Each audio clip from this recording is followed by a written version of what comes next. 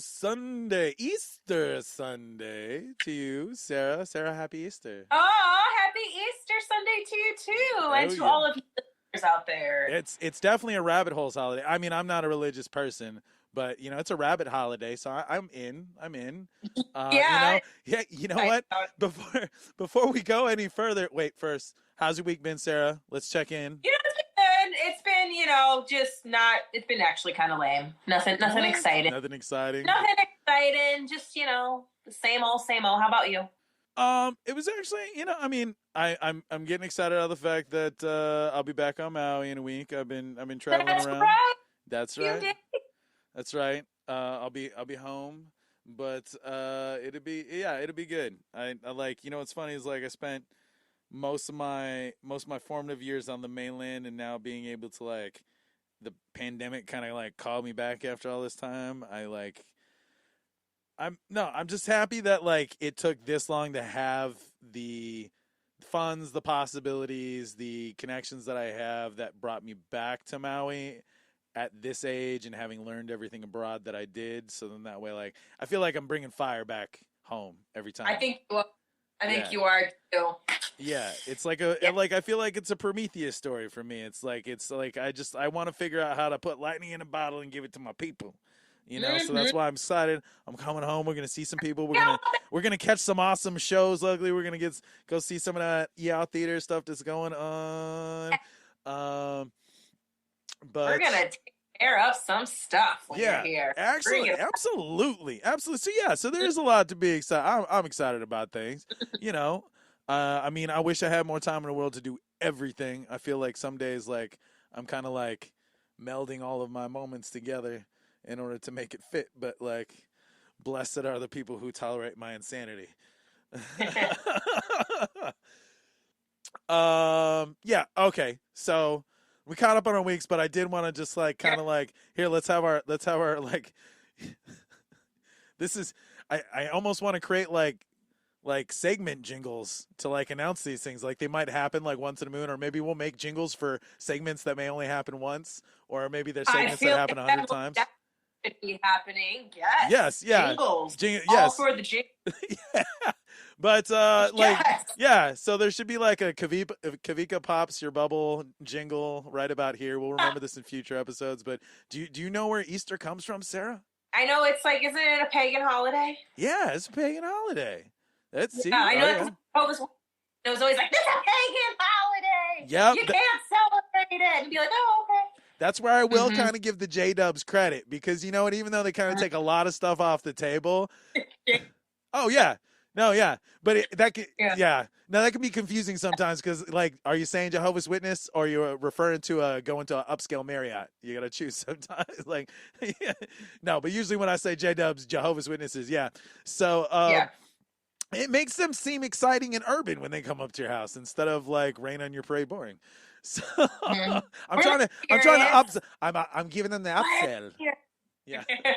Anyways, Why is everybody else's house too? What are they selling? yeah. What Nothing? are you buying? Pamphlets? They're giving them away? What is going on? It can be confusing. I can see that. Yeah. So but I will give the Jehovah's Witnesses credit when they call out the blaspheme on the appropriated holidays. So like, I mean, this is where it's like the enemy of my enemy is my friend. Not saying that like religion is my enemy. I'm just saying more like the dissonance of misunderstanding the power of like what religion could be doing for you. Because like from my more engineering and then like scientific friends who believe in the God stuff, which is funny because like we all come from different places. Like, how would you ever think that there'd be like a weird artist Republican Hawaiian that would totally be an atheist, but then like you could meet like a guy who's like Bill Nye, Mr. Wizard level like scientist, and he's like, yeah, I believe in God. All your up. Yeah, Right? yeah. Right. So in that cosmic exchange, I'm actually friends with a couple guys like that, and they're very like literal interpretive / like the Bible's really just like fables. So then let's just take apart like what fables do. But even they kind of agree. It's like we should be recognizing like what are the technical blaspheme holidays because then like those really like dilute the quality of what religion can do for you.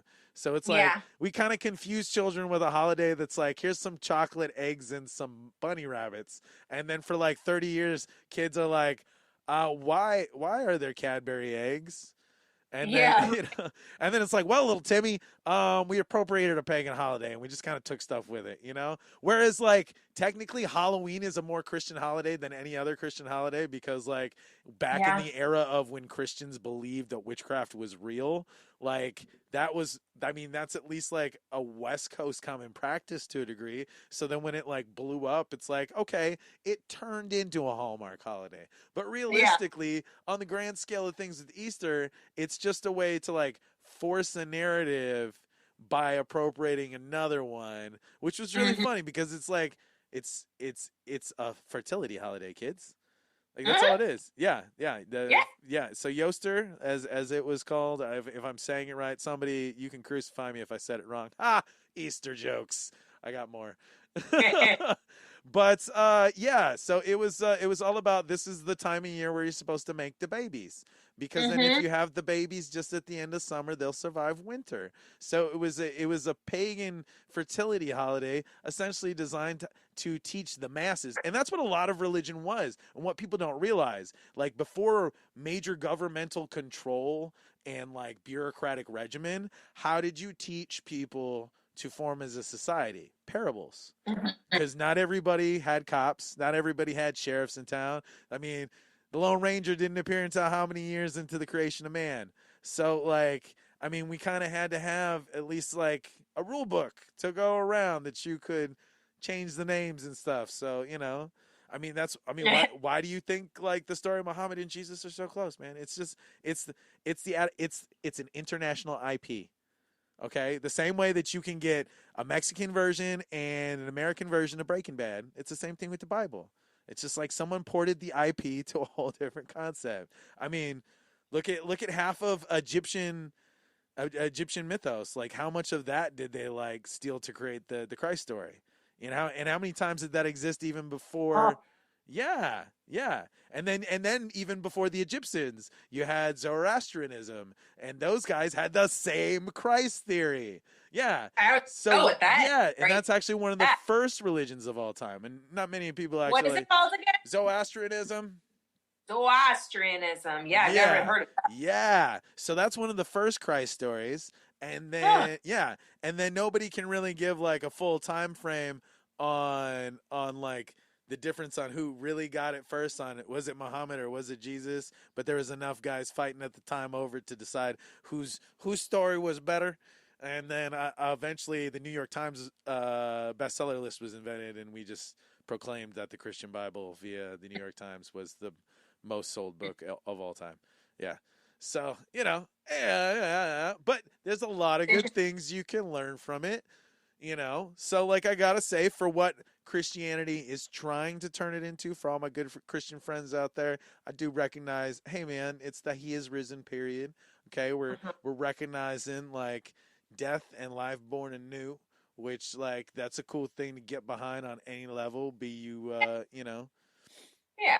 yeah, be you Christian or Jew or Muslim or it doesn't matter. Like this is there's a great parable to be learned from this time of year. So whether you're celebrating Yoster and handing out chocolate eggs, or you're recognizing all the things that had to go into play to you know make a man take on the sins of the world, because that's I will have to say that for everything that is a part of it, what we can learn from this story is, I mean it's really, to me, when I look at it, it's like when people bring up like being Christian is an effort of being Christ-like, and like, would you be willing to die on the cross for your friends?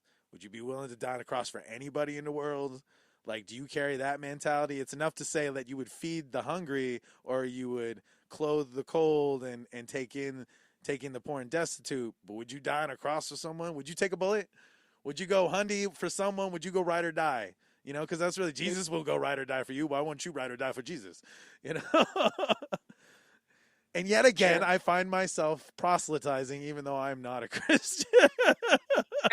Which is that's also another funny thing that I find interesting is like that's kind of like my premise from like, are you a good witch or a bad witch when I look at Christians? You know, it's like, do you proselytize or do you not proselytize? Uh-huh. Don't do that, kids. If you're good, they'll show up on Sunday. And if you're bad, then shame on you because Jesus taught you better. Anyways, moving along. It's Easter Sunday, and we actually have some PSAs and announcements and stuffs. So, yeah. Hey, guys, everybody on Oahu and wants to take a trip to Oahu, the Korean Festival is back. And yeah. So they're gonna have their 18th. I think it's the 18th year Is the it? Korean Festival. Yeah, I mean they took 2 years off for COVID, so technically Mm-hmm. this would have been like the 21st year, and the Korean Festival would have finally been old enough to drink at its own event. But but we're doing a Thanos snap on the pandemic, and we're just moving that one up. And so 18th year of the Ooh, Korean have you been Festival. to the festival? It's The Korean free. It's free for free. one? Free for Free. free. So yeah, but it's a one day this year. So August 20th, 11 to 8 p.m. at the Honolulu Hale Civic grounds. All right, check them out, guys. Mark your calendars. Get on that Facebook event page. You know all the places. But it's coming back. Or just wander out into the street on August 20th and go, oh, Korean Festival's today. You know, that's what I do half the time when some of the festivals I don't even know that are going on. I'll be like, oh, it's the Strawberry Festival today. We're going. Yeah, All right, I cool. know. Yeah, Right. yeah. Also in community happenings, Dr. Ku Kahakalau and her daughters from Big Island, using their personal mo'olelo and real life experiences, will share a modern, culture based way of teaching and learning known as Education with Aloha. They've got this really cool Education with Aloha Ecoversity thing that they're trying to put together, a training program for young Hawaiians ages 15 to 30. I do like that Hawaiians age people different. They're like, you still a baby if you under 30. You know, Mm-hmm. if you're young, you're under 30. You know, you're not Kapuna age, so you're still learning. Which Yeah. even when you become Kapuna, you're still learning. Up to 30 usually. I Yeah, like that. but like, I mean, we don't even crack until we're 60. Like, you get like, I mean, I'm gonna look this good for at least 20 more years solid, and then one day I go, like, uncle. I'm gonna be like Uncle Weird, like bucktooth everything, Hanando beer gut, the whole 9 yards. It's gonna come up. Anyways, but I slightly interrupted, so I'm gonna start from the beginning. Dr. Ku, Kahakalau, and her daughters from Big Island, they're gonna do some awesome Education with Aloha. And that's going to be Thursday, April 28th, 2022. That's right, this year, at the end of April, from 7 to 8 p.m. on Zoom. And you can register at ahawahine.org. That's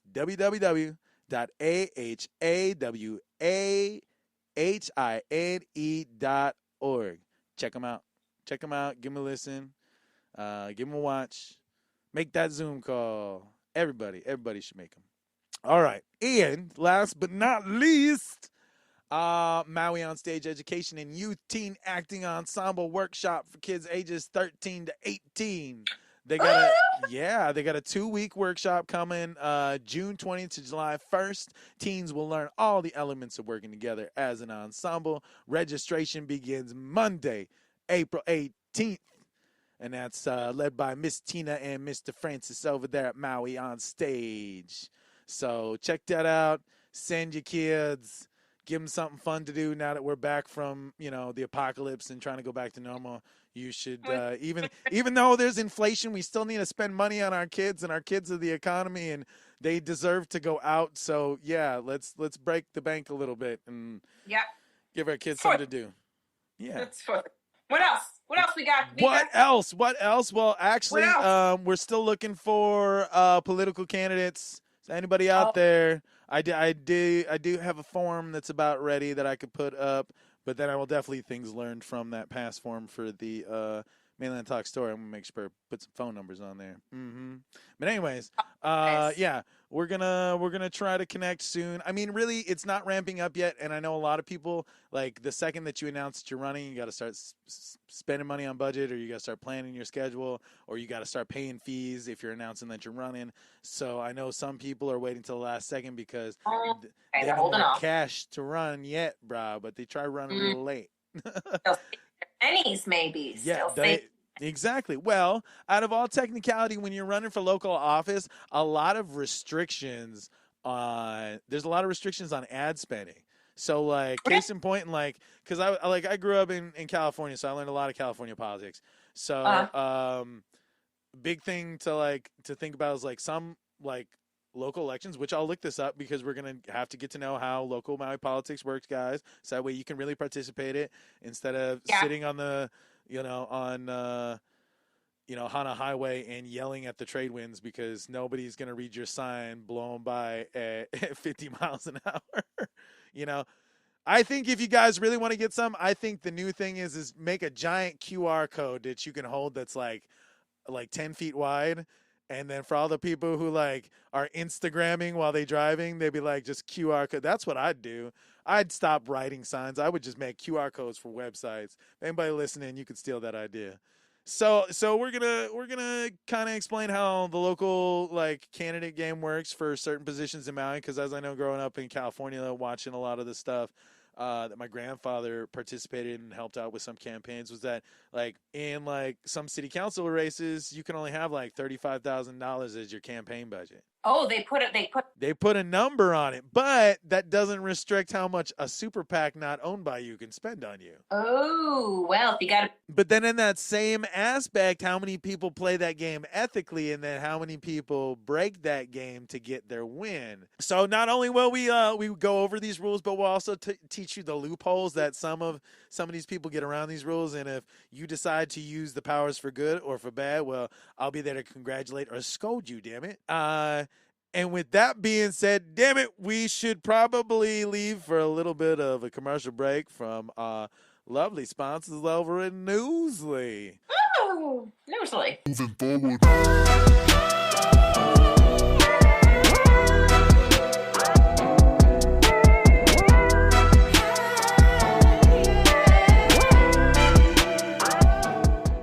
We live in a fast-paced world where many people are too busy to sit down and read books or news articles. But thanks to Newsly, you can now listen to the news you wish you had the time to read. By utilizing AI technology, a natural human voice reads you the news, helping you grasp the information faster and more efficiently. Newsly provides the latest news updates 24/7, letting you browse articles from topics you choose. It even has podcasts, including ours. And listeners of Rabbit Holes can get their first 30 days of premium for free, allowing you to enjoy an ad-free experience by using the special promo code in our episode description. So download Newsly today for free on iOS and Android, or visit www.newsly.me so you can stay updated on the things that matter to you. Moving forward.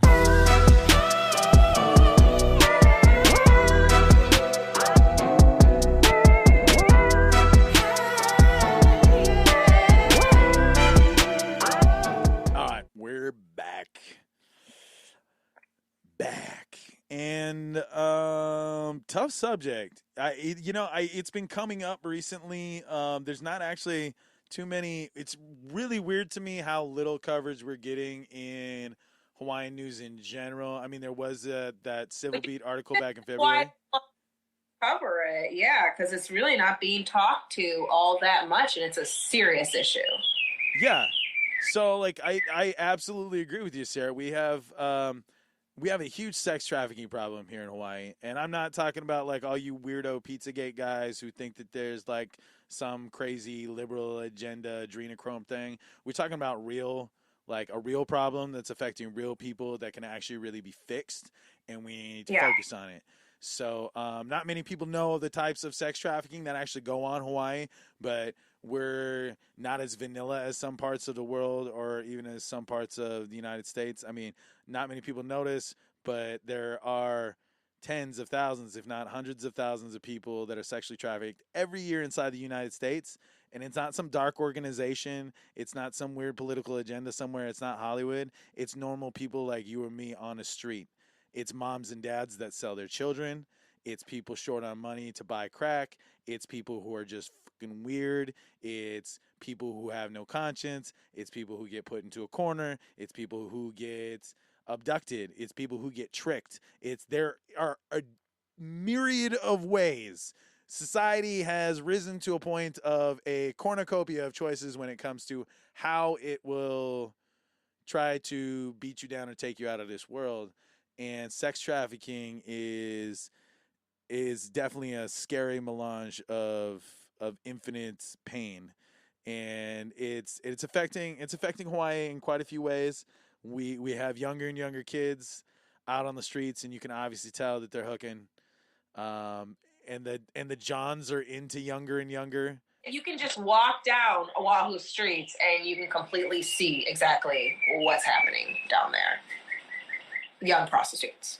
Yeah, I mean, as we were talking about this in advance, I had to say, like, even like growing up as a kid, like, even the air down there has kind of changed as far as like the sex worker neighborhoods, because like it kind of felt like at a time where, yes, there were pimps and there was like also, Eastern mobs involved and stuff like that. I mean, there was still more or less an era of like sex workers who are sex workers, because let's not deny the fact that there are actually people who like do it as a profession, but it's really like it has really just 100% degraded into this direction of it is an owned and operated game by pimps and madams, outside money, controlling people, bringing them in. But then you also have this weird contingent of local forces that are into it, that are doing things that you're just like, how?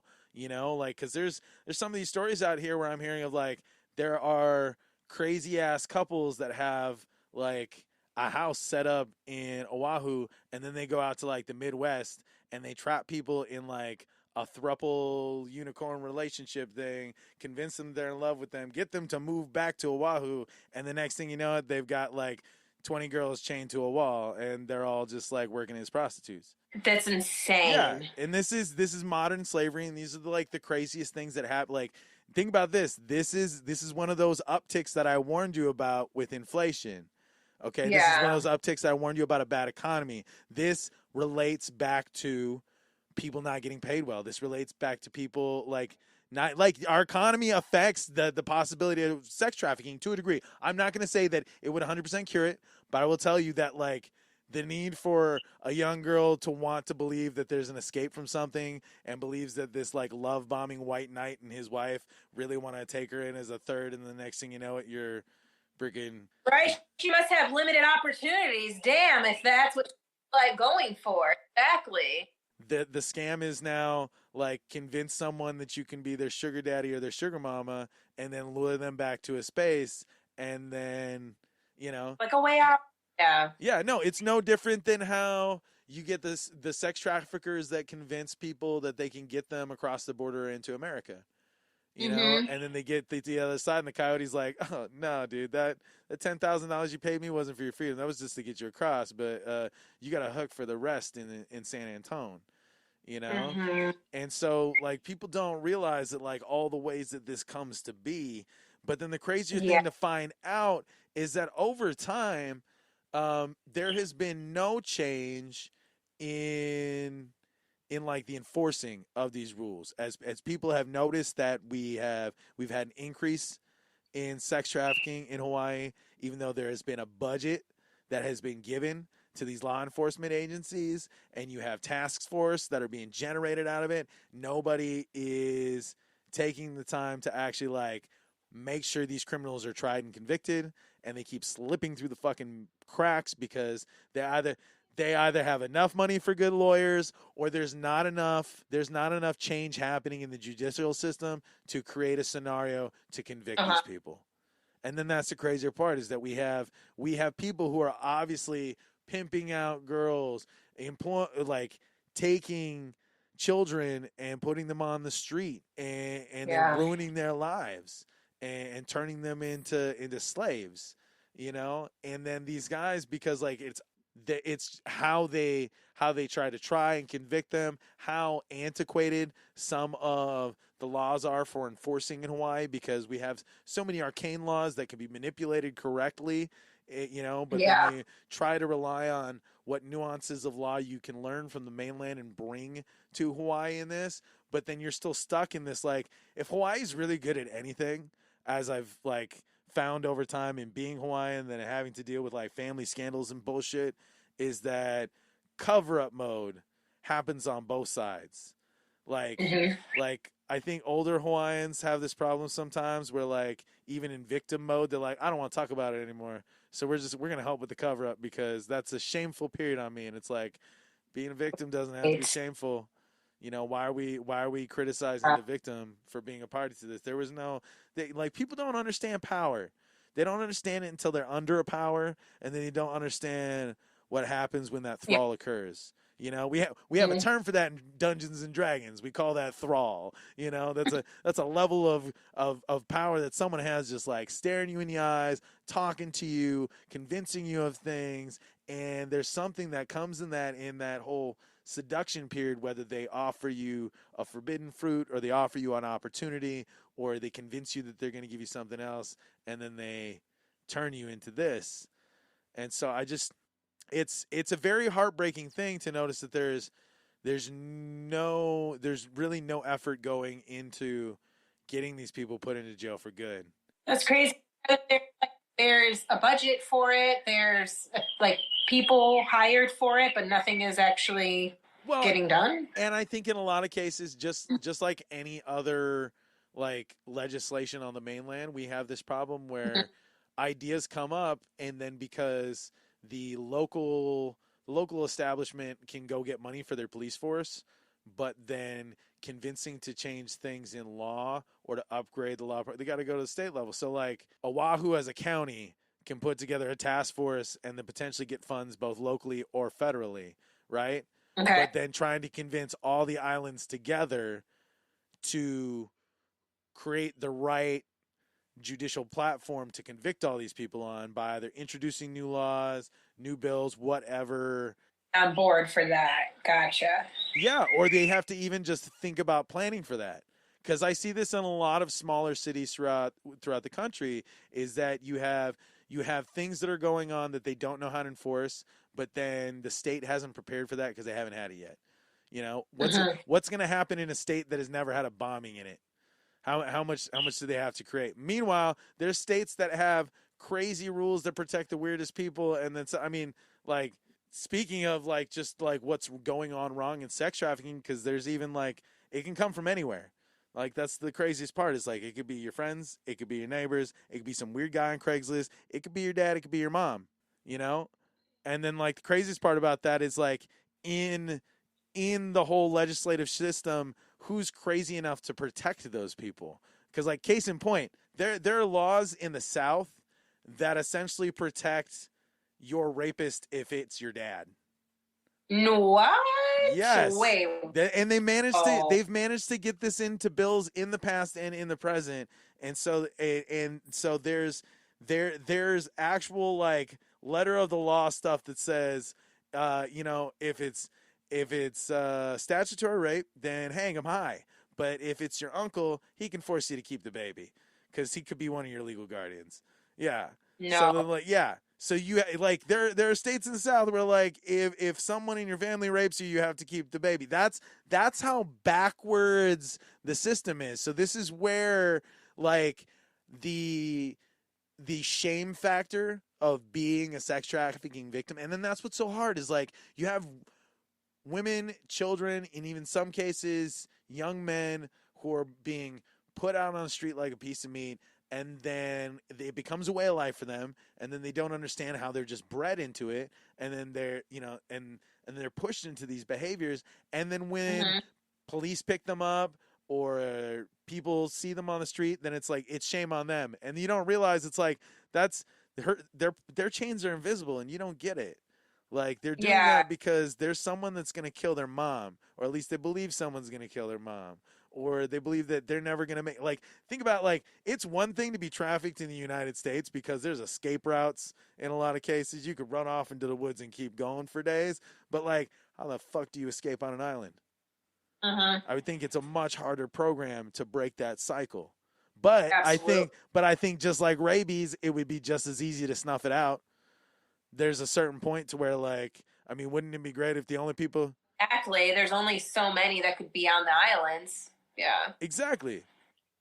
They should be able to Yeah, hone down no, on it. I really think that, like, in the case of sex trafficking, we could treat it like rabies and just nip that shit in the bud. And if we did it right, that stuff could never come back. I think there are a lot of things where we, as an island culture, we are blessed enough to have that separation from the mainland, that if we could really bond together and work on these things, and I think that a lot of them are connected. So in some cases of, we could be turning down part of the trafficking by fixing the economy, because then people don't have a thing to resort to. But then at the same time, if we could be looking at what are the easiest convictions we can get, you know, go for the ones who are taking the kids first. Save the kids. Like, I mean, I hate to say, like, I don't know how long some of these people have been trapped. Maybe some of them have been trapped since they were kids. But, like, you know, rally everybody behind something first that everybody can get behind. Because when you go, they took our children, people are like, no, nobody can take our children. So let's fucking get up there. Let's fucking, like, get angry, go to City Hall, and get our kids back. Because that's, I mean, that's an important place to start. Like, who's, you know, and it's, and I'm not saying, like, you know, people just mount up and go out there and think like Pretty Woman, you can go and fucking change somebody's life. And just, no, you need to, like, help out, like, in your community, find that outreach group that actually works with traffic victims. You need to find out from, like, your local police how you can report on something. Because in some cases, like, if you see something, snitch on those assholes, because those aren't your friends. All right? Like, don't snitch on your friends, but, like, people who traffic other people are not your friends. All right? So I don't care. Like, if somebody out there knows something, say something about, you know, someone being trafficked, because it's not that, those aren't good people, man. If someone's going to sell a kid, you know, like, Evil. Yeah, that's just downright evil. yeah. Ugh. So I think that, like, I mean, to a degree, I don't think it's being talked about enough, because if we're not seeing new legislation to help the enforcers, you know, it's that whole law and order feature. So, like, if we're able to, like, get people in cuffs, we have to ensure that, like, if they really are as bad as they say they are, then how are they slipping through the cracks and not going into jail? You know, because, like, I mean, we're wasting so much time on incarcerating people for the wrong things. How are we not incarcerating people for the right things? Right. Like, Seriously. we're letting actual pedophiles go free. Meanwhile, like, fix half of the meth problem by going, you know what? It's legal now. You know, because how much of that would just, like, ruin the economy of everything? When it was like, look how much, yeah, look how much the economy got ruined for, like, everybody in the illegal weed trade for, like, the first 5 years of you know, legalization. But no, I think it's that same thing. Like, there needs to be a certain degree of, like, paying attention to the legislation side of things, of how we can put together enough you know, just teeth for prosecutors and judges, you know, like, I mean, apparently either, like, the defense lawyers are really good, or their job is really easy. It's one of those two. So how the hell are we, like, do the prosecutors not know what they're doing? Are the judges way too soft? Like, these are things that I think that, like, we should be looking into, and we should be questioning, because, like, if there's not enough work going into this, who is it? Because, you know, it could be anywhere in the middle of all this that this link is getting lost. Is this link getting lost because there's cronyism and corruption that's contributing to this? Or is this getting lost just because of apathy? Because there's so much other stuff to worry about that they're like, oh, sorry, we didn't get to the sex trafficking victims this year because we had everything else in COVID. Sorry, Rona got in the way. And it's like, guys, we can't use the excuse anymore if there's other problems in the world. Like, we got to be able to take on everything all at the same time. Like, I know it sucks, but, like, we have to be prepared for the fact that, like, the sky is falling every day sometimes. Like, it's just like, you know, we're right now, the history of the world is in, like, every year is a new Avengers movie. We're not going to get to an Iron Man movie anytime soon. Nobody's getting any solo adventures. We all have to stick together. We have to fight the big bad as a group. And yeah, so like we're at that point right before like Galactus arrives, and I think that like in some way like there are some people that are stepping above and beyond, and I think that like a lot of the sovereignty groups are really helping by trying to create uh, sustainable models, looking out for each other, providing clean work, you know, being able Mm-hmm. to just like get the world to integrate and talk again and participate in aloha and see that there's better, healthier ways to be living than like getting sucked into some of these other things, you know. And I think that that's, you know, a part of like the bigger conversation beyond sex trafficking, beyond drugs, beyond the alcoholism and everything. I think there's a lot of stuff that we should probably be looking into in the community, that like how do you use the resources around you to bring off stress in certain areas, you know? I think that there are some churches out there that would love to be pointed in a better direction if they could connect. I think there's a lot of good nonprofits that have the right intent, and they probably just need their message expanded. So we should be, you know, looking for those people. I'd really like to be able to like find if there's any like, you know, how many sex trafficking nonprofits are there that help in fighting this in Hawaii or in the country or in the world, you know?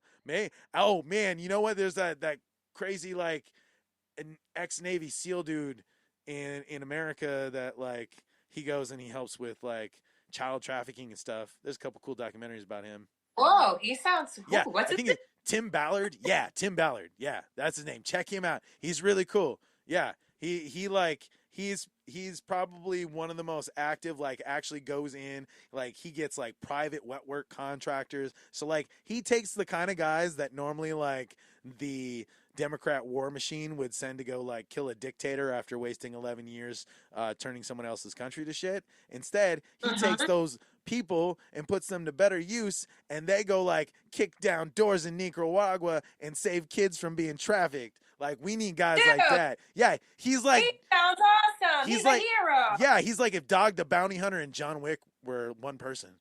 Cool. Yeah, that guy's a real like fucking like world hero as far as I'm concerned. Oh, he's got quite a bit of films too. Huh? Oh yeah. Yeah, he's got a few films. Yeah. No, he does like PSAs. He's done amazing interviews. He's done big talks. Like I follow him on nearly every platform. Like he's like when I like late night found one of his documentaries on Amazon Prime, and like he's doing a lot of good. He's doing a lot of good. You know, Rain is doing a lot of good. That's why like, you know, I'm really big about doing those Rain PSAs on here, as because it's I mean it's a huge problem. And as we go, it like stress of society is a really weird thing. We're going back to a more misogynistic point in American culture, which is crazy. Like we've become cancel culture awareness level woke, but then at the same time we're like getting blowback from the people who hate getting canceled, so they're breaking rules in other areas. So they're like, okay, well, if I can't say racist things, I still want to see terrible things about women. And then they go and they do it, and then everybody's like, yeah, who cares about women? You know, black people aren't funny anymore because they make as much money as we do now, but women, who cares? You know, and I think that's where a lot of the discredit goes towards female victims in sex trafficking, you know, and how many cases you've got, like, whether it's in the university system, you know, because there's, you know, that, oh my God, there was that, that poor girl who exposed that sorority that was essentially just it was created as a slave unit to a fraternity. Like to the point to where the sorority actually had cheers about going to bed with that fraternity, and none of the girls knew why. And like that stuff was made up by the fraternity for the sorority sisters, like the leading ones, to just condition those women into just being like servitude waifus for all those guys. What the hell? Who was this? I don't know shit. Yeah, no, you gotta watch. Yeah, I was listening. I'm gonna go back and listen to her whole podcast, but she showed up on a show that I like that I listened to called A Little Bit Culty, because some of the stuff that they were doing was like cult practice level stuff. And yeah, this is just about his twin flame universe, which I have been finding some new stuff about the TFU, and so we're gonna have to talk about them because those guys are technically sex trafficking too. So it's like, and that's the thing, is it's showing up in guru culture, it's showing up on the streets, it's showing up, gangs are getting back into like heavy prostitution and pimping. Like it's like you're gonna see it increase as stress on society occurs. So whatever we can do as a society to not only just straight out look out for these people, say something, help report these crimes, try to figure out what we can do in getting people mounted up in the prosecution and the judiciary to like actually follow through and make these people serve time and, you know, maybe get these girls home and save some lives. Yeah. You know, it just, I mean, there's so much to do and not enough time in the world. But folks, like, I think this is something that, like, can we start here? I mean, there's actually like far less people being reported as trafficked than there are homeless people. So maybe that could be our first number to like solve. Maybe that should be like our whole theme for a season. Like maybe in your idea earlier saying like a whole season, I think, you know, next season we could dedicate that all to like let's try to create our first quest to complete. Like if you know, if people really want to talk about like creating social change and action through like platforms and stuff like that, like let's use this platform correctly. Like not only should we be promising like a fairness doctrine level of the news to where like I'll tell it like it is, even though I may not agree with it, and then also like we need to be able to like journalistically go out and solve something, you know, because it's not always solved by the courts. It's not always solved by the court of public opinion, as we know now that like cancel culture doesn't really have any teeth, you know. So if we can't cancel a pimp, if we can't jail a pimp, then I guess we need to go out and just point at the pimps and scream pimp at them until the cops get them off the street. Yeah. Or like we're gonna figure out a way to do this, and we're gonna figure out who can hold these people responsible. And if there's anybody that's mucking up in the middle, they better not be, or else they're gonna serve time too. So,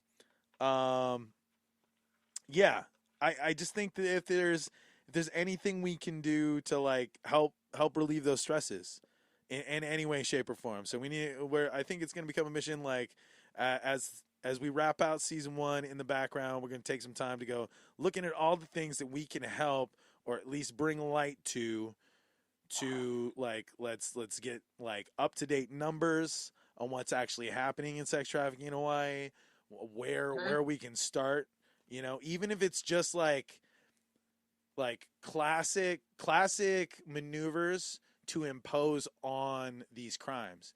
Because like what a lot of people don't realize is like there's some interesting things that like some of like the old Union Teamsters used to do, or like even the Black Panther Party was like, how do you create an environment where sex traffickers can't operate? You put people out on the street next to them. So then if we had a whole mob of tutus that just would hang out at the park next to where they like try to put the kids for sale, then sooner or later, you know, like, you know, it's sooner or later it's got to get noticed, it's got to get talked about. So if we can create ways to just like have an access for them to get out or at least have their story heard, I think that that's like a journey we need to go on. Like I think that like the things that we're learning here in season 1 of this show is like what's going to be our journey for the rest of like what's going on for the next 10 years, because we're just going to have to dedicate a whole season to something until we solve it, and then maybe even a sequel season if it doesn't get completely solved, and then we just stamp it out. Like let's go for the ride and see if we can go just like shake a few cages, rattle a few bars, you know, use this platform for something more than just like smiling for a camera and asking for Instagram likes, you know? I like it. I like where you're going. I like that. And with that being said, here's a little PSA, and we'll be back in just a moment. Moving forward.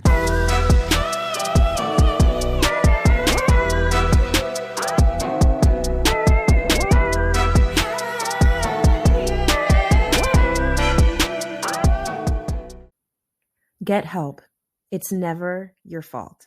It doesn't matter what you were wearing, what you were drinking, or what you agreed to in the past. Sexual assault is never your fault. Support is available 24/7 through the National Sexual Assault Hotline. Call 1-800-656-HOPE or visit rain.org. That's RAINN.org. Remember, it's not your fault. Moving forward.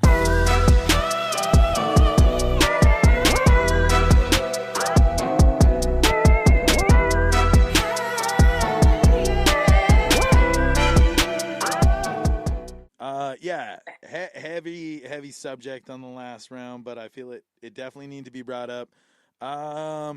And it's kind of like we're gonna power through these next couple of heavy things, but then we're gonna go into ridiculous / still kind of heavy. Like, why isn't the world giving us a break right now? Like end of 2019 was, you thought you were gonna get away with murder, and then 2020 happened. It was like, no, everybody, you gonna sit in your house, you gonna hate each other for 2 years, and then 2022 shows up, and we're like, yay, a moment to breathe, and then it's like, you didn't say the magic word, and we're like, please, and they're like, no, the word is not please, it is submit, and then it just starts raining crap even more, and yeah. So, we're kind of being hit in all directions, huh? Yeah, it's a typhoon of terrible right now. But you know what, folks? A typhoon of terrible. We're gonna weather this typhoon of terrible together. We still have to face the reality that's in front of us. We still have to recognize the crazy that's going on. Sometimes we might just yell about it. Sometimes we can try and solve it. Yeah. So things getting solved right now on the mainland.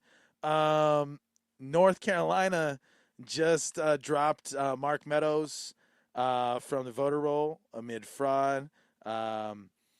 People don't understand. He was a staunch member of Trump's cabinet and Republican. So this irks me to say that yet again, from the party that brought you, we need more voter laws because people are double voting and dead Democrats are voting, and why do black people get to vote? And they do this. They kvetch about like people who are actually getting real votes in, and then they turn around and like Republicans are the first ones statistically to like put in a dead person's ballot, to vote twice and try to have double residency in other states, or register improperly, or just turn in extra ballots that they leave unsigned and hope that maybe like they're in one of those counties where a bunch of old people are like, oh, well, we should just count them. And then, so like all of the biggest voter fraud scandals have actually come from Republicans historically. And that's, yeah, by the numbers, like I hate to say this, like I'm not very proud of my party when it comes to this, but by the numbers, Republicans tend to cheat at elections more. I mean, we just got done talking about Trump last week. He was just like, yeah, I wish I could have been there for the overthrow. And then he turned around and was like, I don't know what a burner phone is. And it's like, bro, you used like 100 burner phones to get on Twitter during your like first year in office because they kept taking away your phones. And you joked about how I got phones everywhere. And it's like, bro, you know what a burner phone means. Don't. Silly. Just stop being silly. Like, yeah, no. Who you fooling? Who are you fooling? Okay? Who? Like, no. Bad dog, sit. No.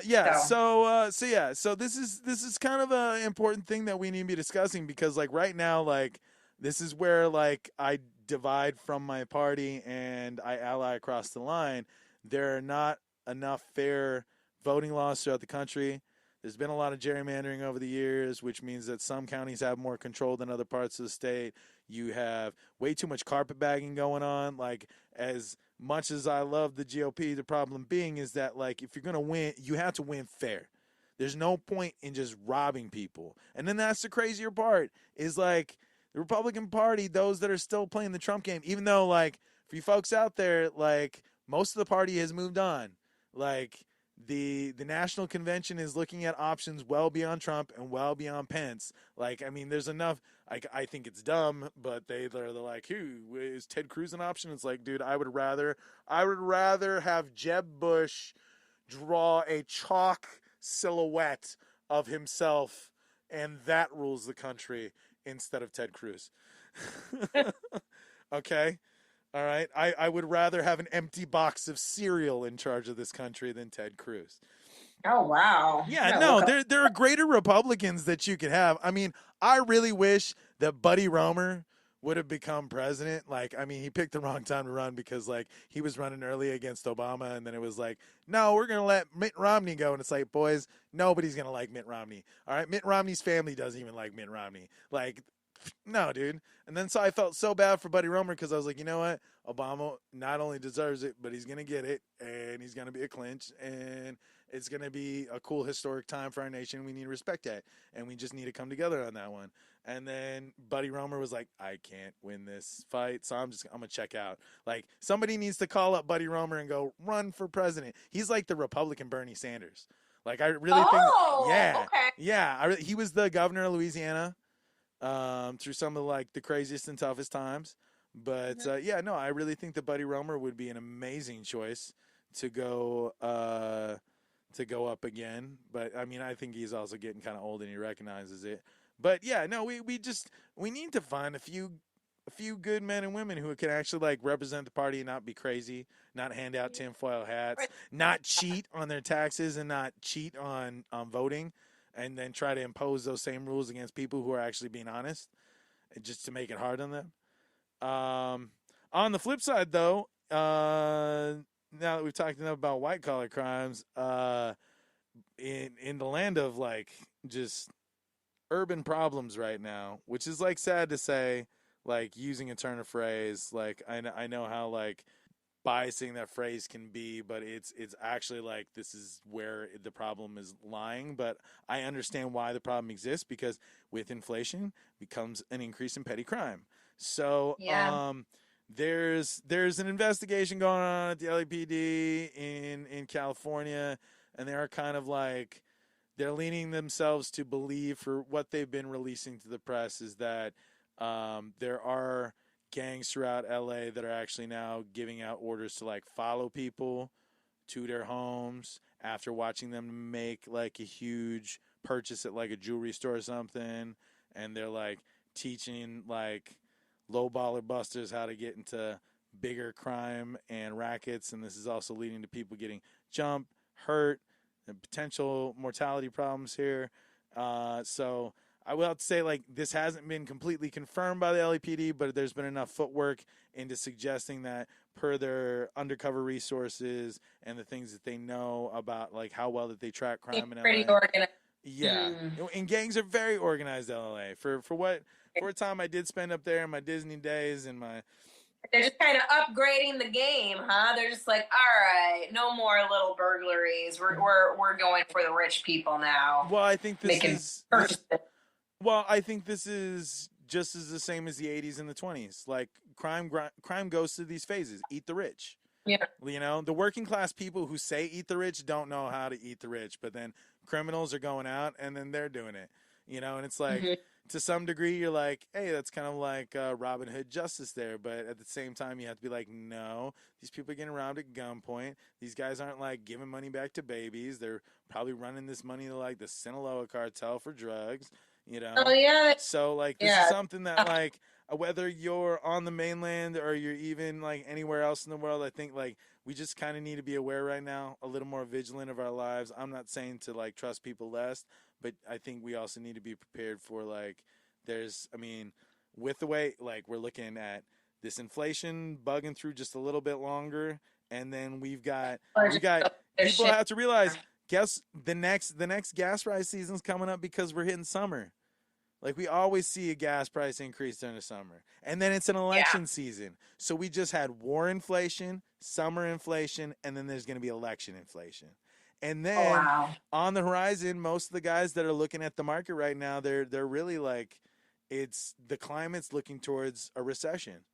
Like, just on the heels of whoever takes office, doesn't matter if it's incumbent Joe Biden or whoever comes after him, is going to be holding the stick of a recession after a major inflation period.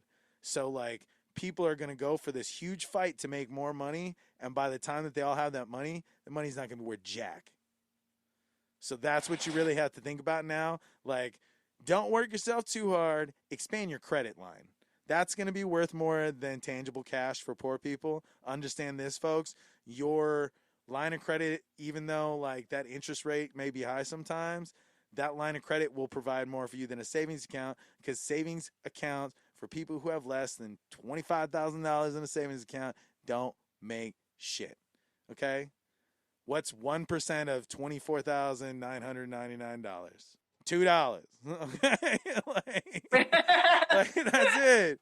Like, it's $24. Like, oh, great, cool. That's nothing. Like, you want to make like real dividends like Wall Street jerkwads do and be sitting on a pile of money? Go out there and get yourself some credit and maintain your credit. Like, look at Donald Trump. I'm going to tell you, anything that he actually did do right was his whole career was based off of buying and exchanging credit. That guy's never paid a bill in his life, and he became the president. Think about that.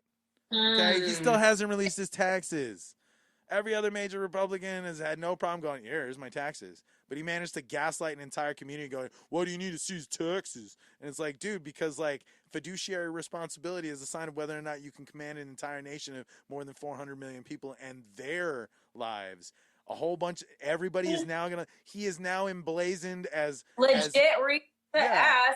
Yeah. So if you put assholes in charge, people are going to look up to those assholes, and then they're just going to want to be an asshole like that asshole. It's not cool. So like it's giving everybody a bad name. Yeah. All right. I think I've had enough about worrying about the adult world, and I think we could be talking about other things that, and it just kind of like it kind of fits in with our early subject about sex trafficking, because like this whole like male, like we're hitting like a new misogyny wave in America and like first world media society. Just like, I mean, like I've been saying a lot in some of our other conversations is like, I do not like colonial American filmmaking because it decides that everything has to like sleep together or fuck, like everything. Everything. Why do like it's weird. They find way for like kids to have unnecessary romances in movies now because there was no like it's okay if it's Twilight, cool, that's made to be a romance. If it's a Hallmark movie or a Lifetime movie, cool. Somebody's getting laid secretly even though it's for a church crowd. But you can't just be like, we're gonna go, save the world, but then in the middle of it, we're gonna like over sexualize somebody. It's just like, why? Like, why did this have to happen? Like, I feel go with the story. Yeah. You can't just throw. Who are we selling this magically to? So in our gossip section this week, Millie Bobby Brown. For those of you who don't know her, she grew up as 11 on Stranger Things. So we've watched this child grow up. The sadder part is we had this phenomenal actress. Yeah. I mean, we had this same problem in society when we had the Hermione grows up conversation. So, I'm sorry, I can't remember her name for the life of me. Little girls have been sexualized in Hollywood since, remember Blue Lagoon? Good Lord. Yeah. No, and then that's that the thing. That one was real bad. No, look at, Blue Lagoon, Lolita, like anything by freaking Woody Allen. Shit. Yeah. It's literally like you can go through every one of his manuscripts and it's 47-year-old guy sleeps with 16-year-old girl. And then and then when it finally gets to the studio, they're like, Woody, that's statutory rape. You should probably make that 19. All right, I guess if I have to, but she said she consented, and it's like, ew, no, Woody, bad. This is why I don't give a crap what anybody says about but Woody's such a great guy. It's like, dude, the proof is in the pudding that he was a weirdo from day one. We let this guy get away with, and so then that's the thing is like, we have it from directors in Hollywood. We have it from fanboys in Hollywood. We have it from even other women in Hollywood who are like, well, what did you expect? That was the crazy part when I saw this. Even the comment section on other news feeds where women were like, well, she got into Hollywood. Shouldn't she just expect that this is going to happen? Oh my God, she was a little girl when she got into Hollywood. How can you put that on an 11-year-old? Like, you should have known, 11-year-old, that you were going to be sexualized. Like, what? Yeah. That's and then that's not fair to her parents to have to you know what? I will say that you and I as people trying to be parents while navigating this industry because of the things that we know as talent and as producers, there's a level of our bullshit-o-meter knows how to protect our kids from that. But then the problem is some people to a degree just get to grow up and they're unscathed because they get to be on great sets in environments with great people. But then eventually the internet rears its ugly head into position and the eclipse occurs on the day that they turn 18 and every weird ass dude on Reddit is like, ha ha ha, I don't have to deep fake things anymore. We can find a sex tape somewhere, bro. Rule 43, man. And that's just that's the crazy part is that there's this part of male culture that thinks that it's okay just because, well, yeah, she's 18, she's got to deal with our shit. And it's like, yeah, but that's tasteless shit, bro. Yeah. Like, it's not like, and just, it bugs me because, like, how many of these people are brothers? How many of these people are fathers? How many of these people are uncles, are nephews, and friggin' like other auxiliary family members? How many people have people like this in their class that they decide to call their friend, yet they're openly stating on the internet like, girl had it coming, grass on the field, play ball. And it's just like, how is this still a culture? How is this still an allowed thing to, like, say that we let... like, so socially acceptable to act that way and not be, like, shunned or canceled. Yeah, no, well, I mean, case in point, look at most of Hollywood. Woody Allen. Nobody cared about Woody Allen. Okay, and then look at Charlie Chaplin. They did not care about kicking Charlie Chaplin out of the country until he decided he was a communist. So, like, you could be a pedophile, but not a communist sympathizer. That's America's perspective on things. Yeah, that's a lot right there. Yep. It's a call. Like, oh, you diddled 12-year-olds on set. Well, at least she was playing 18 in her head, right? And then they're like, meanwhile, commie sympathizer, get him out of our country. It's like, bro, you had, like, 6 years ago, Is That My Baby trial. And that's the crazy part. Is, like, think about this, okay? Before you were born, Cosby was in the news regularly for some of this shit. Like, guys like Hugh Hefner, like Ada Lovelace, okay? And I'm not referring to the French woman who, like, is the mother of computing. I'm talking about the porn star. Ooh. Yeah, okay. Linda Lovelace. Yeah, or whatever. Like, but anyways, yeah. So like, that's the craziest part, is just, like, all the things that, like, have happened throughout history in the public eye, and you could just straight up get away with it. Like, you could be heavily misogynist. You want to see something terrible? Go watch, like, blooper reels from the 60s and 70s from news, freaking broadcast, primetime television, anything. And you will see at least half of them are just disgusting, like, dirty man jokes that are considered okay to the point to where even the women are laughing, and then you as an evolved person are like, I wonder if she's doing that just to fit in. Yeah. You know? And then, or you can watch the cringe in their eye, but then they have to fake it because, like, they're all held hostage by somebody. Like, yeah. Yeah. Ugh. Yeah. So, like, so I just, like, I mean, I think I've said more than enough in the opening statement about this, but I really think I'd love your opinion, Sarah, especially as being someone who's grown up wanting to be an actress and a producer, and then having to, like, deal with all of this too. Your thoughts? Oh, my thoughts? I mean, yeah, everyone's got to deal with it. I've dealt with it. I think every young girl has dealt with it, even if you're not in the public eye, even if you're just, not Millie Bobby Brown. Like, everyone deals with it. So, I mean, is this something that you feel like just as much needs to be fixed, like, in the industry, or is it something that we can fix in the fan culture, or is this something that, like, how do you think, like, at least from your perspective, like, what can allies do for the cause to actually, like, just, like, I think just speaking up about it, like her just speaking up about it, more people talking about it, I think what else can we do besides just bring it up and bring attention to it at this point? At first, people need to be aware of it. Mm-hmm. And it's like, we're all aware of it, but it's really not like, we're not hearing it from the people. Like, this is what it's doing. It's messing me up. Like, she was literally like, this is really gross. And I'm just a young girl having to deal with life. Yeah. And, like, I have to deal with gross guys, like, sexualizing me at the age of 12. Like, what the hell? Yeah. No, and it's like, there were already people that were sexualizing back then, but now it's like, how much heavier it gets. Now it's okay because she turns 18. Yeah. It should all of a sudden be okay at 18. It should just not be okay to be sexualizing people, like, constantly, regardless of age. Yeah, this isn't like, I mean, I don't get where like America went back to being just horny teenagers again, and like there's just no modicum of respect. Because I mean, Yeah. I don't think it has anything to do with like a lack of the family model.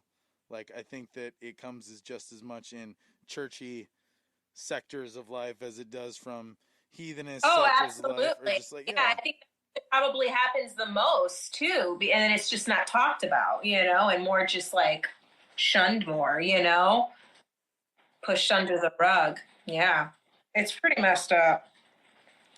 Scary as a mom, that's for sure. Well, I think there's definitely there's more that's going to be said about this in the future, because I mean this isn't the first kid who's going to be growing up on screen. We're going to see a lot more of it. Like I said, like I mean this is a conversation that kind of happens like every time like an iconic series happens with kids in it. Like we've kind of like, we're kind of conditioned, and then now they grow into, up and grow up. Yeah. It's like I don't want Hermione to grow up, because then someone's going to like ruin it all by like taking it all away and adding. Why does everything have to fuck in America? It doesn't work. Like why does it already? Yeah. So no, I don't get it. It's There's weird. definitely. Yep. Nope. But in other Hollywood news, I guess like on a more like shade side of things, as far as like what be going on in the Nickelodeon world. So like, did you ever watch the Kids' Choice Awards when you were a kid? Yeah. Yes, I did. Absolutely. Back when they still like slimed everybody. Do they still slime people at these things? They have to, right? Yeah. I don't know. I haven't seen it. Yeah. Past probably 5-10 years, but I'm sure they probably do. That's like what they did. They're known for that, right? I don't know. Maybe like post-COVID, they don't. I don't know. We'll find out. But apparently, like JoJo Siwa didn't get an invite, or her invite got lost in the mail. Right. And I think that's kind of weird, because like she was like their poster child.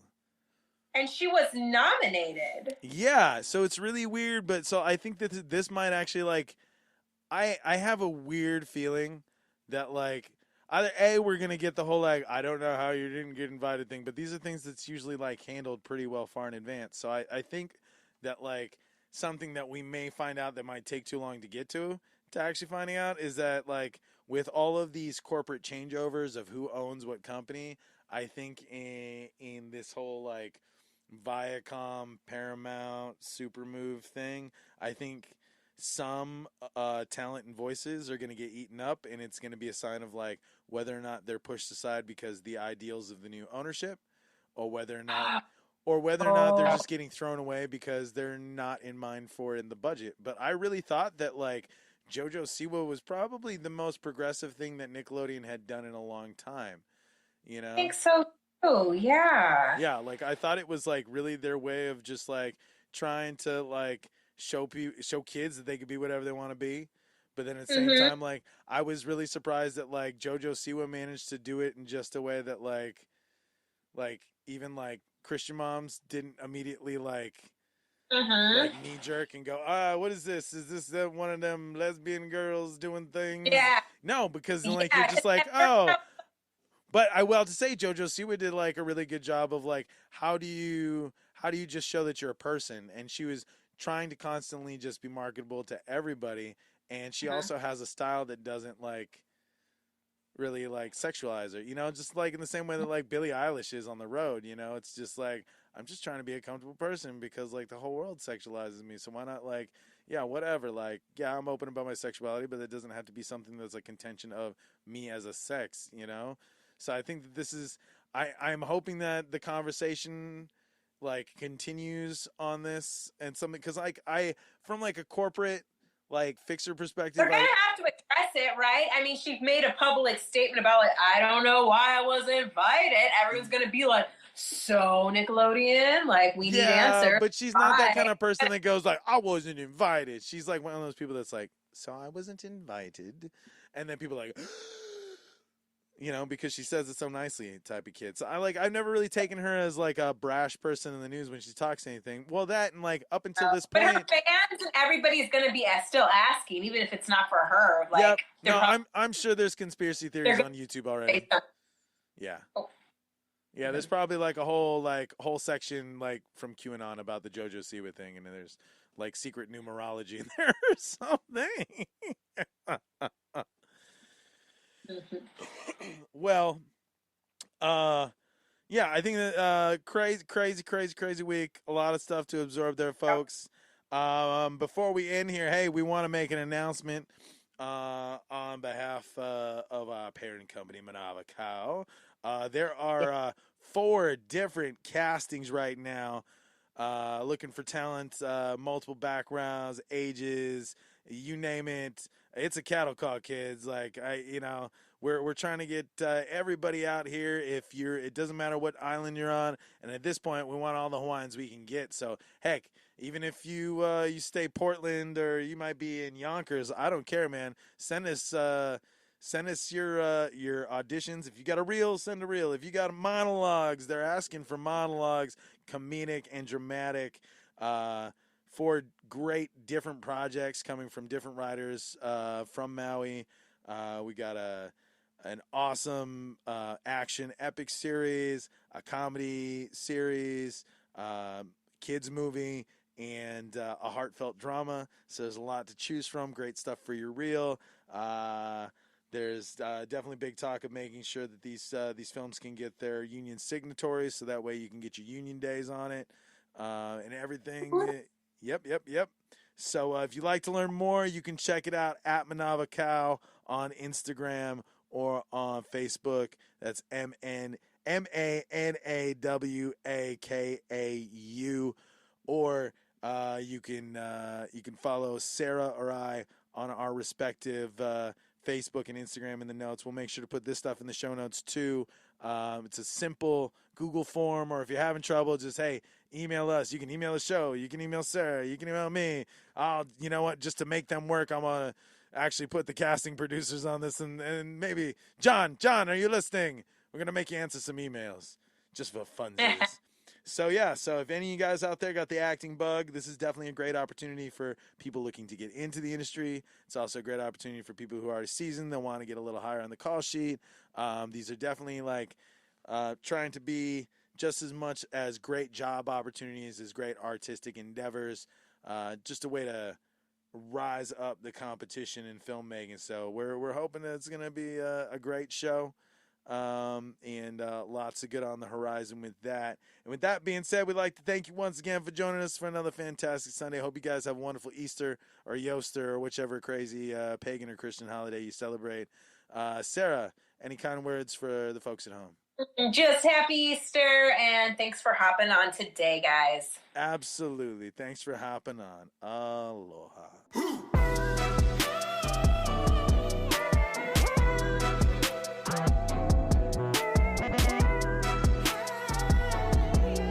Rabbit Holes is a Manawa Cow production. This episode was produced by Kawika Hoke and Sarah Rodriguez.